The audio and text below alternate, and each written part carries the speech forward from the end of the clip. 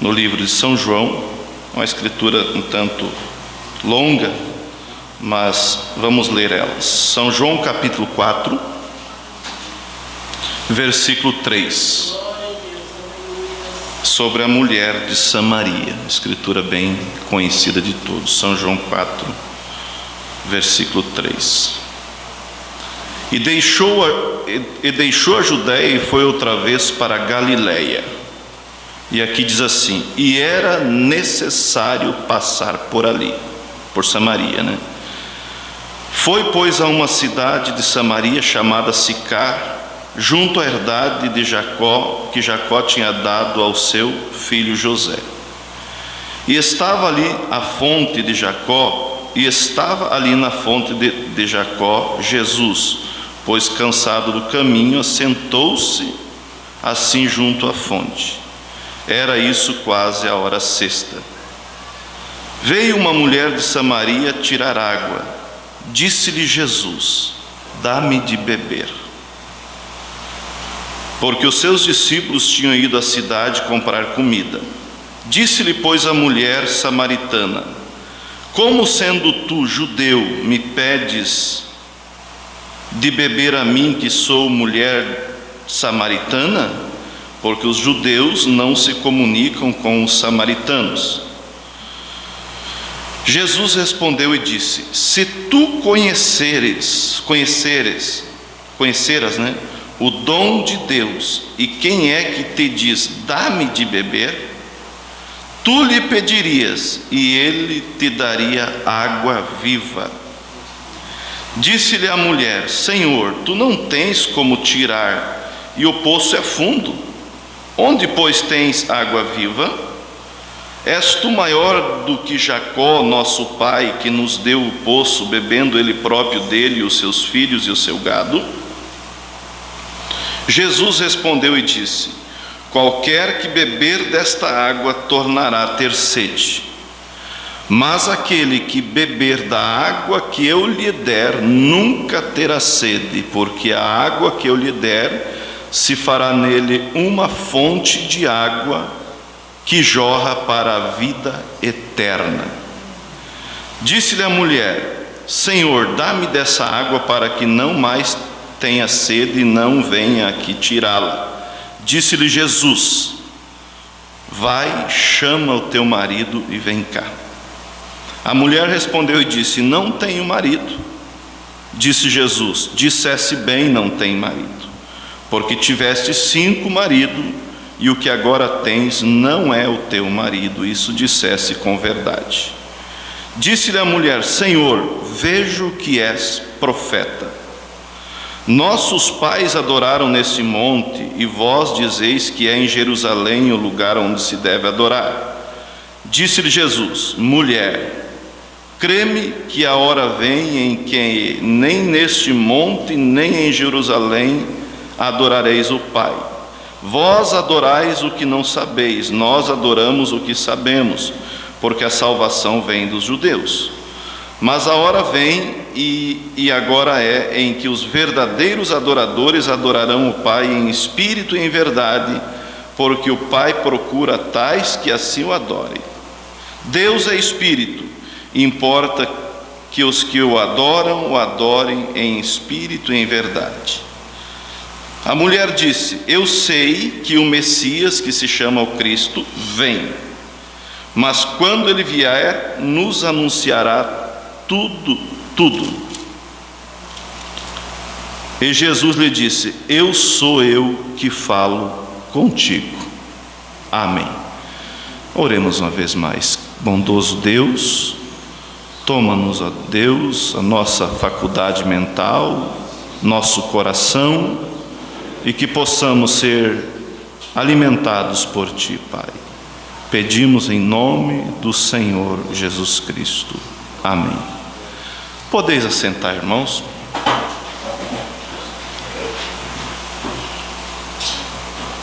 Eu quero falar um assunto nessa tarde, e eu creio que vai ser de suma importância para todos nós. E o título que eu dei é: Jesus Cristo é o nosso descanso. Ele é o nosso descanso. Tudo o que nós precisamos refere-se, está em uma só pessoa: Jesus Cristo. Jesus Cristo é aquele que foi prometido, né? Lá no jardim do Éden, quando Eva e Adão caíram, Deus disse que da semente da mulher se levantaria um que esmagaria a cabeça da serpente. Então nós vemos que durante todo o Velho Testamento, todos aqueles que desejavam se achegar a Deus, Deus tinha provido para eles um sacrifício provisório. E se no sacrifício provisório aquilo valeu, quanto mais no sacrifício original.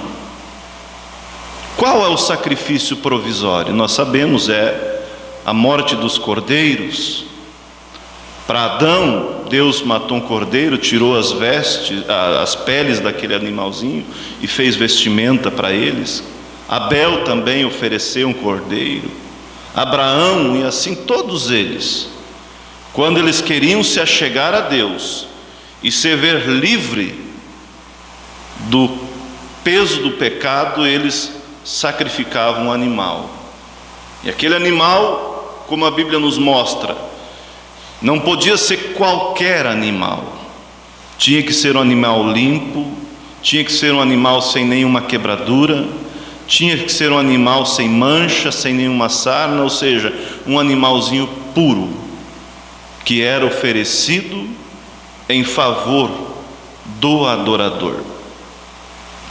E nós sabemos que ano após ano eles ofereciam esse sacrifício, mas eles vinham esse ano, oferecia, o ano que vem eles tinham que vir de novo, o ano que vem eles tinham que vir de novo, porque aquilo, como disse, era um sacrifício transitório, provisório, que apontava para alguém que um dia viria. Para quem? Para a semente da mulher, o próprio Deus feito carne, que, como diz a Bíblia, que esmagou a cabeça da serpente. E por todo o Velho Testamento eles realizavam esse sacrifício, mas havia uma coisa: aquela vida que estava naquele sangue do animal, ela era incompatível com a vida do sangue do homem. Não havia como a vida, quer dizer, o sangue do animal era incompatível com o sangue do homem. A vida era diferente, e não tinha como a vida do animal vir sobre o homem. Então, vez após vez, eles tinham que realizar novamente aquele sacrifício. E o homem chegava para realizar o sacrifício, por exemplo, com desejo de pecar e assim por diante, e ele voltava com o mesmo desejo. Vocês entendem? Porque aquele sangue, ele somente cobria o pecado, a Bíblia diz isso, não tirava o pecado do homem, mas eles creram no sacrifício provisório e aplicaram. E eles partiram e foram para um paraíso, aguardar a vinda daquele que havia sido prometido, o Senhor Jesus Cristo. Por isso que quando Jesus Cristo veio, era a promessa mais esperada e mais lida no tempo, era sobre o Messias. Todo judeu esperava o Messias. Isaías, 700 e tantos anos antes, profetizou: eis que uma virgem conceberá e dará à luz um filho, e o seu nome será Conselheiro, Deus Forte, Pai da Eternidade, Príncipe da Paz. Então esse filho que nasceria seria o quê? Deus manifestado em carne, Deus se fazendo nosso parente, Deus tomando, quer dizer, a nossa condição, Deus se fazendo um de nós, porém sem pecado, para remir a sua herança. Aí você pudesse voltar e olhar no Velho Testamento aqueles grandes homens que fizeram proeza, nas Escrituras, como José do Egito, como Jacó, Abraão, Isaac, Jó. Todos eles aguardavam a vinda do prometido de Jesus Cristo, estavam em um paraíso imperfeito. Mas chegou um dia que o nosso presente, o Senhor Jesus Cristo, nasceu em uma manjedoura. E quando inicia o seu ministério com 30 anos de idade, 30 aos 33, já estava na terra quem? João Batista, que também havia sido profetizado por Isaías, a voz do que clama no deserto. E o próprio João Batista dizia: eu não o conheço, apesar de eles serem primo por parte de mãe, eu não o conheço, mas aquele que me mandou batizar disse que sobre quem eu visse o Espírito descer é ele.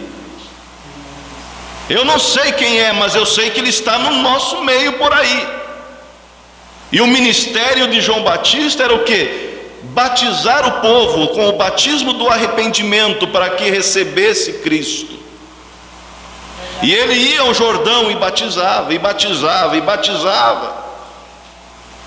Mas de repente ele olhou vindo um homem que não tinha outra aparência, mas uma aparência, como a Bíblia diz, de uma raiz de uma terra seca, cansado, sofrido, alguém que estava ali e sabia que estava ali por uma missão, que não tinha vindo para ele, mas que tinha vindo por nós. E eu penso que foi o coroamento do ministério de João Batista, quando ele vê o sinal e nem percebe, quando ele mesmo falou: eis aí o Cordeiro de Deus que tira o pecado do mundo. Ali estava aquele prometido, ali estava aquele que é o descanso para as nossas almas. O Evangelho, irmãos, ele é algo tão simples, mas às vezes o nosso arrazoamento, a nossa mente, o nosso eu acho, ou eu não posso, impede de nós reconhecer e agarrar isso que está ao nosso dispor. Quando a Bíblia diz que Deus olhou do céu para a terra e não viu nenhum justo sequer. Quando João, do Apocalipse, viu o livro fechado, o livro selado, o livro da redenção fechado, e ele deu uma analisada, por certo, por todas as eras, quem é digno de abrir o livro? Quem sabe ele foi voltando a sua mente, chegou em José do Egito, que ele foi o tipo da perfeição, mas não foi perfeito, porque mandou seu pai mentir, vocês sabem. Ele olhou e ali estava, olha só, irmãos, a gente às vezes lê corrido, mas não vê a profundidade da coisa. Ali estava o livro da redenção fechado e selado com 7 selos. Ali estava a nossa esperança. E a Bíblia diz que João olhou e não tinha ninguém digno de abrir o livro e desatar os seus selos. Não há ninguém digno. Todos pecaram, todos caíram, todos nós viemos através da via do sexo. E um pavor tomou conta dele. E ele dizia: eu chorava muito. Mas ele ouviu uma voz que disse: eis aí o leão da tribo de Judá, que venceu, e é digno de abrir o livro e desatar os seus 7 selos. E ele levanta e olha, vira para ver um leão, e ele vê o que? Um cordeiro, ensanguentado, como havia sido morto, é o que? O nosso Senhor Jesus Cristo.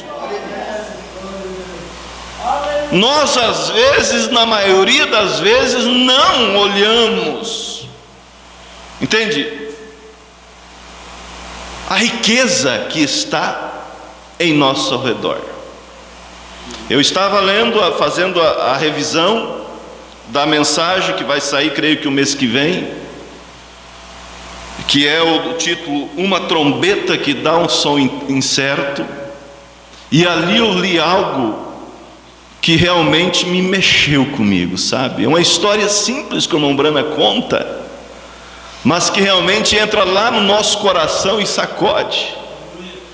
Ele conta a história de Paul Rieder, que foi um grande evangelista da época dele.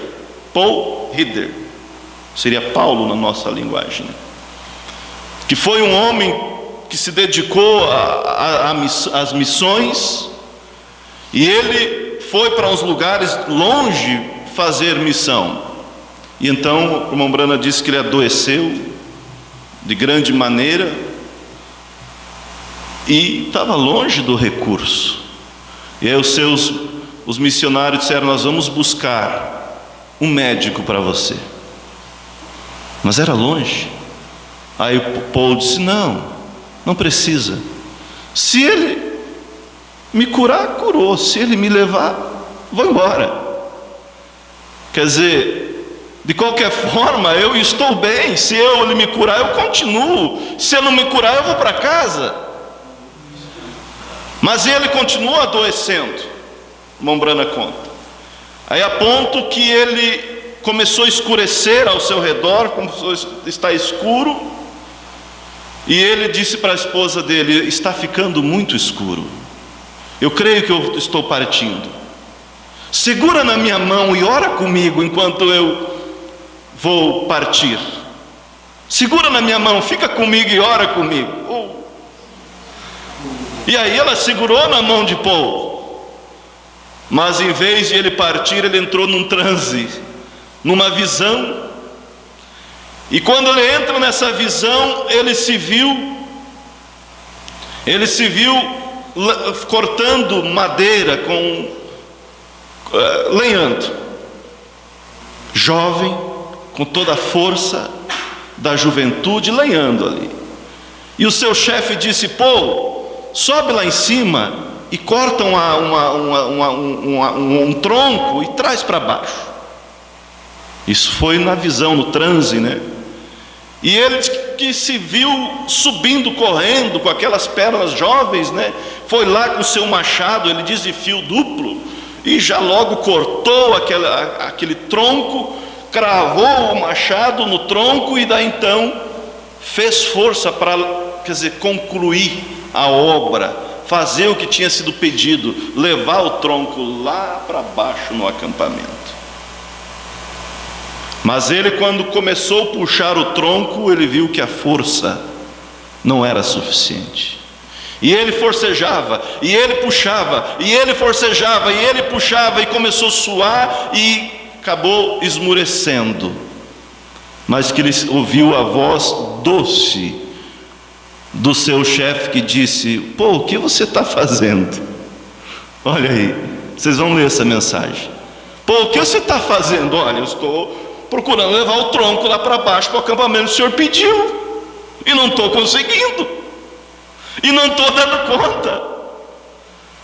E aí o chefe disse: pô, olha do teu lado, aquilo que nós precisamos sempre vai estar do nosso lado. Às vezes a gente não olha para o lado, às vezes a gente não confia, a gente não descansa, a gente não busca com aquela fé, realmente com aquela confiança que Deus prometeu estar conosco todos os dias. Ah, eu não consigo. Como não consigo? Se Ele disse que estaria conosco todos os dias, se quando Ele expirou no Calvário, Ele disse: tudo está consumado. São João 3,14 diz que Deus enviou o seu Filho ao mundo para que todo aquele que nele crê não pereça, mas tenha a vida eterna. E Ele fez um sacrifício pelo pecado de muitos, diz Isaías. Por que não de todos? Porque nem todos aceitam. Nem todos aceitam a orientação do Espírito Santo. Vocês estão captando como isso é profundo? que está fazendo, pô? Ora, eu estou fazendo, o Senhor mandou cortar o tronco e levar para o acampamento, mas eu não tenho força, já esmoreci. Olha do teu lado, tem um rio aí, pô. Joga esse tronco no rio e amonta em cima dele, embarca em cima dele, e o tronco, e esse rio vai passar lá no acampamento. É simples, pô. Siga a orientação. Pelas pisadas de Cristo nós somos sarados. Pelas pisadas de Cristo nós somos perdoados. Há um céu esperando por nós. Há um sangue que foi derramado para perdoar os nossos pecados. E a partir do momento que você chega para Jesus e diz: Senhor, eu sinto muito, eu tenho pecado, o Senhor me perdoa. Ele diz: sim, eu te perdoo. Eu te perdoo. Eu já te perdoei há 1900 anos atrás. E aí ele faz aquilo, ele puxa, arreda o tronco, coloca em cima da água, monta em cima. E aí ele começa a bater ele diz assim que ele começa a bater nas ondas e dizer: eu estou indo para o acampamento, cavalgando em cima dele, cavalgando em cima dele, cavalgando em cima dele. Oh! O problema estava grande, ele estava enfermo, pensou que ia partir, ia embora, ali estava o problemão, mas havia uma via de escape que era o rio, há uma via de escape que é o sangue que corre das veias de Emanuel, que nos torna branco como a neve. Há um rio que flui, há um rio que flui, e quem beber dessa água nunca terá sede. Como disse Jesus para a mulher: ó mulher, se você soubesse quem fala contigo e quem te pede água.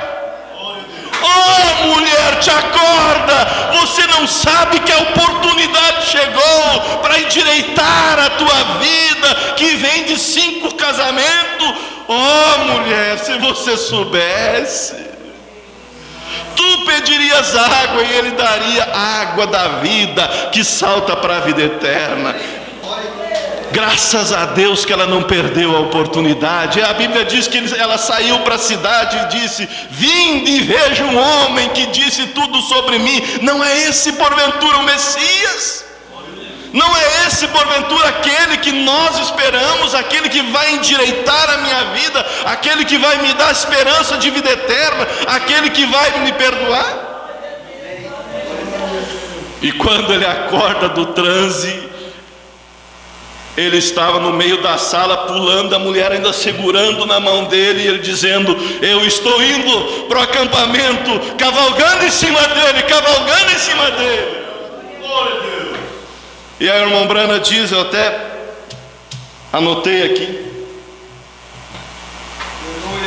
conclui dizendo assim,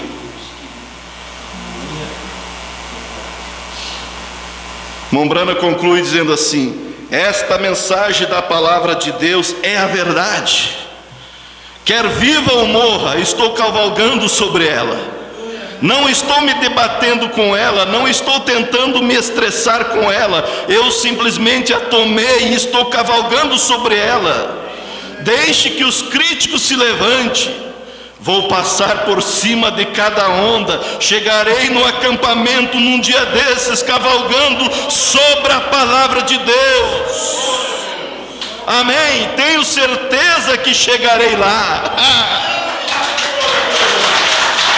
Estou cavalgando sobre a palavra de Deus, estou cavalgando sobre o sangue de Cristo, e eu tenho certeza que eu chegarei lá, quer viva ou quer morra, eu estou indo para lá. Glória a Deus.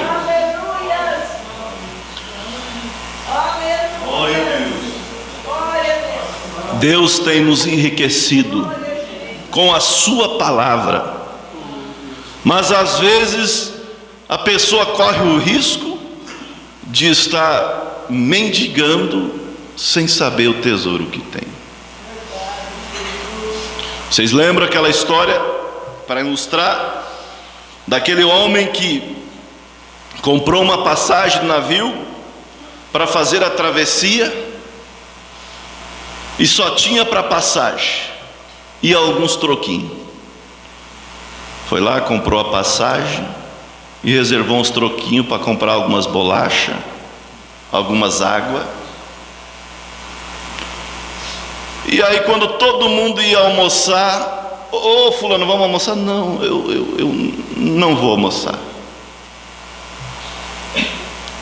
Vou ficar aqui e vou comer as minhas bolachas. Vamos jantar? Não, não posso. E aí se maldizia a si mesmo. Os pobres têm que sofrer mesmo, viu? Todo mundo está indo ao jantar, eu não posso, não tenho dinheiro. Eu sou miserável, eu tenho que sofrer mesmo. Gente, nós não somos miseráveis, não temos que sofrer não. Nós temos um Deus que vela por nós. Nós temos um Deus que 24 horas por dia está ao nosso redor. A Bíblia diz que os anjos do Senhor acampam ao nosso redor e nos livra. 24 horas estamos rodeados de anjos do Senhor. Só acontece aquilo que estamos predestinados a passar. Mas até ele dizer, até não chegar a nossa hora,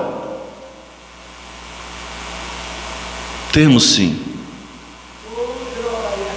um exército de anjos ao nosso redor. Às vezes a gente não vê, como Geazi não via. Vocês lembram de Eliseu? Quando o rei da Síria armava um projeto para atacar Israel, de certa banda, o profeta Eliseu chegava para o rei e dizia: os sírios vão te atacar amanhã desse lado, coloca as tropas lá e fica em prontidão. Israel ia lá e ficava em prontidão, e aí frustrava o ataque dos sírios.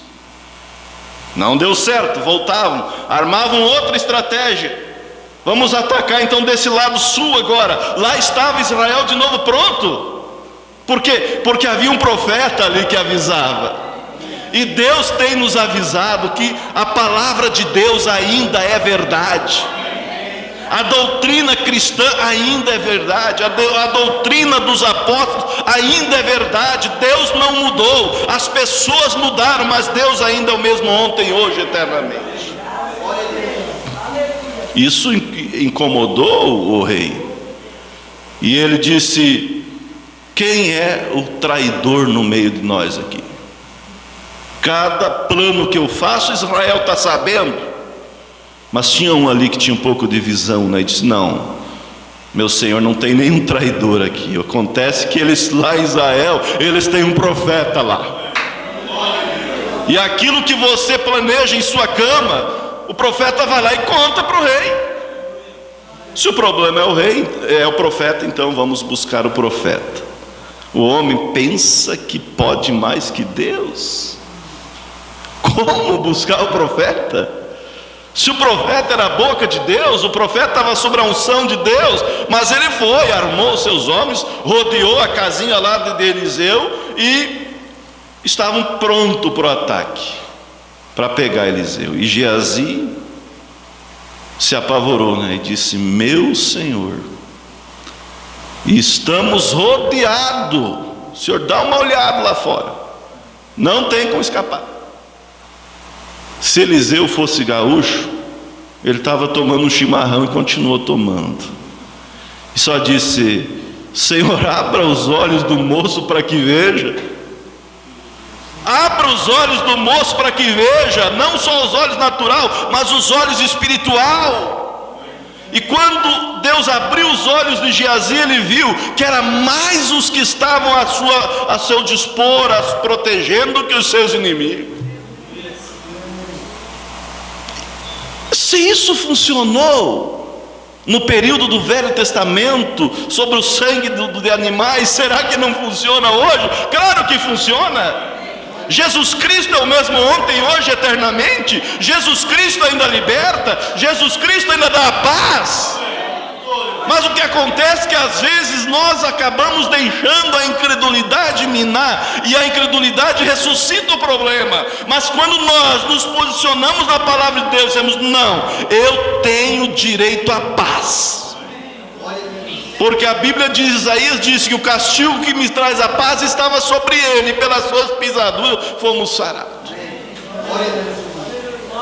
nós veremos ainda muitos e muito mover de Deus, se nós realmente pôr em ação o que conhecemos, porque nós não devemos aceitar de ser somente contadores de história.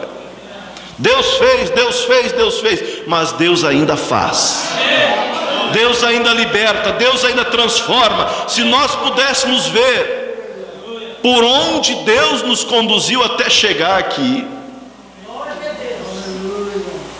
nós não era para estar aqui, eu não era para estar aqui, você também não.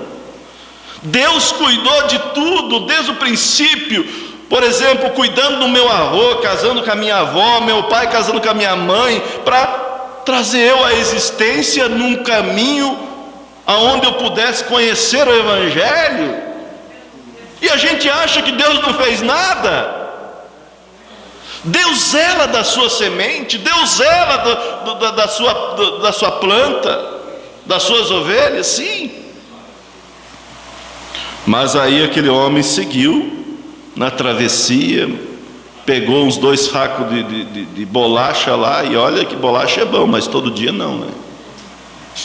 E água e bolacha, e água e bolacha, e se maldizendo. Não é o que muitos se maldizem?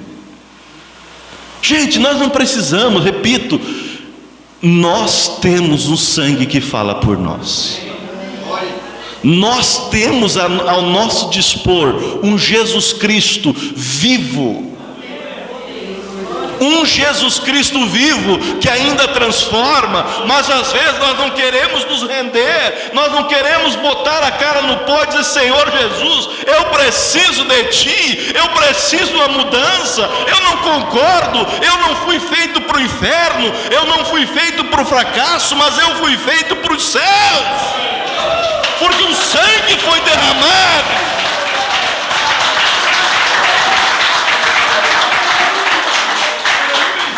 Esse é o Deus que nós servimos.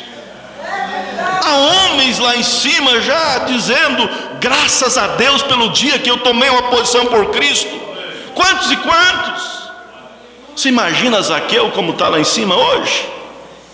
Um homem que estava com a vida torta, um publicano, cobrador de imposto, mas ele teve a hombridade de ir ver Jesus. Ele era baixinho, ele não era bem visto na sociedade, mas ele pensou: eu dou um jeito de ver, nem que eu suba em uma figueira e de lá eu consigo ver ele.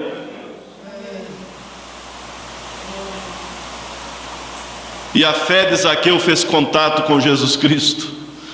Quando Jesus Cristo ia passando por ali, algo puxou ele para cima, ele olhou: Zaqueu, desce depressa, porque hoje convém pousar na tua casa. Eu penso que ele nem desceu, ele pulou. Ele me chamou pelo nome, eu estava escondido atrás das folhas, ele me chamou, ele me conhece. Ele disse: Zaqueu, ele quer pousar lá em casa, vamos. E a Bíblia diz que ele recebeu Jesus rei jubiloso. E chega meio sem jeito em casa, Zaqueu chega meio sem jeito em casa.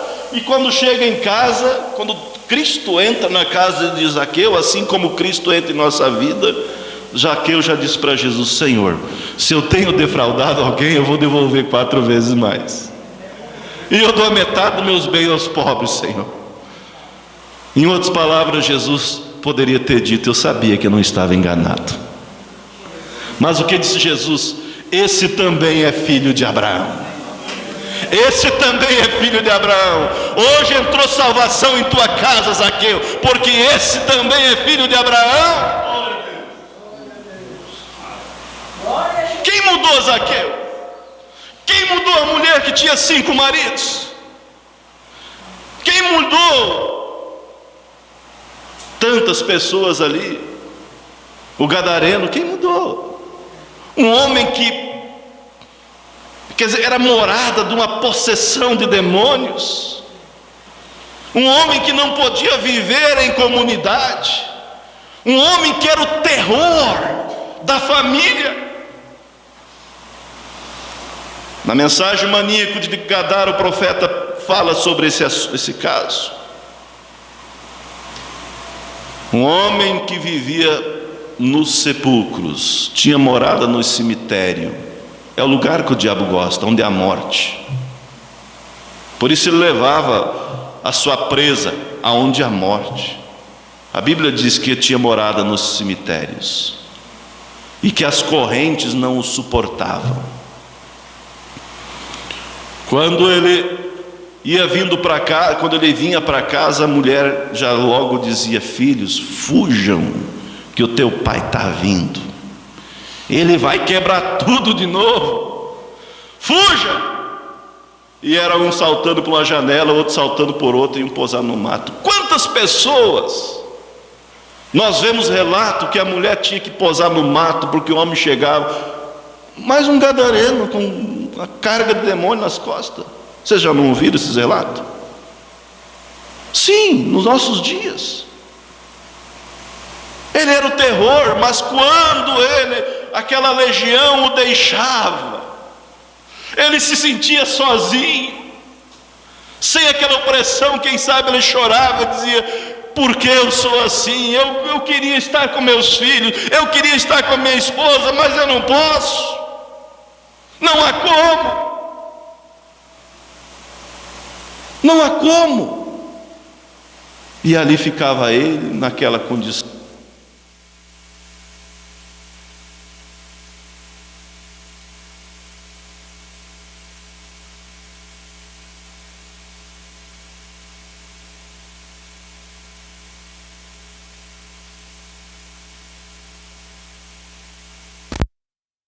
Sabia que tinha um filho de Abraão lá, que precisava ser liberto. A sociedade, a justiça, as pessoas não ouviram o pedido de socorro, mas Deus ouviu. E direcionou Jesus para atravessar o mar, para ir até aquele filho de Abraão que estava preso. E quando Jesus chegou, já os próprios demônios disseram: por que vieste nos atormentar no tempo? Eles sabiam que ia ter que sair. E quando nós exercemos aquilo que foi nos dado, a fé, no sacrifício de Cristo, o diabo sabe que vai ter que sair. Não adianta se convulsionar, não adianta chacoalhar, não adianta apavorar, ele tem que sair. Por isso nenhum de nós deve aceitar. Amém. O diabo fazendo da gente um tapete. Ele é o nosso tapete, Satanás. Amém. Amém. E aí os demônios disseram: se vai nos expulsar, por que viesse nos atormentar-nos no tempo? Mas se vai nos expulsar, permita que nós entremos nos porcos. Jesus pode entrar nos porcos. E o homem ficou santo. O homem ficou liberto. E aí a Bíblia diz que ele quis seguir a Jesus. Senhor, deixa eu te seguir. Mas Jesus sabia que ele era mais útil ali, na região de Decápolis. Jesus sabia que havia uma esposa esperando, que havia um filho esperando, que havia uma família, que havia alguém que lhe amava. Jesus disse: não, volta para os teus e anuncia quão grandes coisas Deus fez na tua vida. E o irmão Brana pinta um quadro que quando o gadareno voltou para casa, estava chegando próximo da sua casa, os filhos olharam para a mãe e disseram: mãe, vamos fugir de novo, o pai está vindo lá. Ela disse: não precisa fugir, porque a face dele é diferente, o semblante dele é diferente, o semblante está dizendo outra coisa. Não há mais aquele semblante de raiva, não há mais aquele semblante de fúria, há um semblante de paz. Não precisa fugir.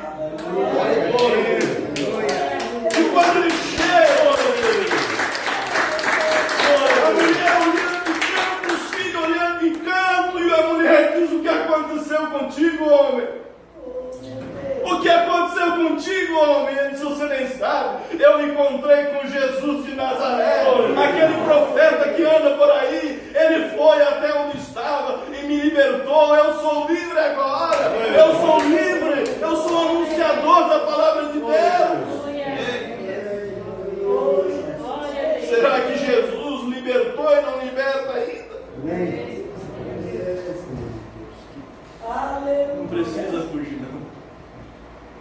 semblante dele é diferente, o andar dele é diferente.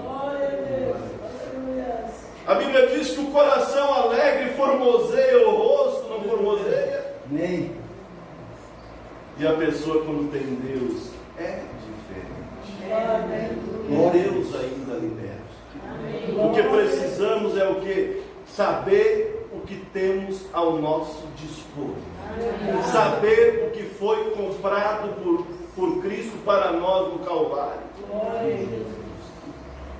E aí, concluindo a mensagem sobre o rapaz do barco. E ele continuou a travessia. Quando chegou na hora, já por certo emagreceu alguns quilos, né? Tremo, né? Porque só bolacha não fortalece. Chegou para o dono do navio e disse: eu quero acertar aquelas comprinhas que eu marquei. Eu não almocei, não jantei, eu só peguei umas bolachinhas que era pagar. Aí o dono disse: não, tudo, as despesas que já estava pago na passagem, estava incluído. Quando você comprou passagem, você já comprou a janta, café, almoço e o lanche. Aí acho que ele ficou bem mais aborrecido, entendeu? Ele não desfrutou do que estava ao dispor dele por não saber, por não reconhecer. Enquanto os outros, quem sabe até mais pobres que ele, desfrutaram. Eu penso que se Jesus pudesse falar alguma coisa para nós, eu diria: já foi pago no Calvário. Amém. Glória. E ele está falando: a tua libertação já foi paga no Calvário. Já está incluído lá no meu sangue, lá naquele pacote.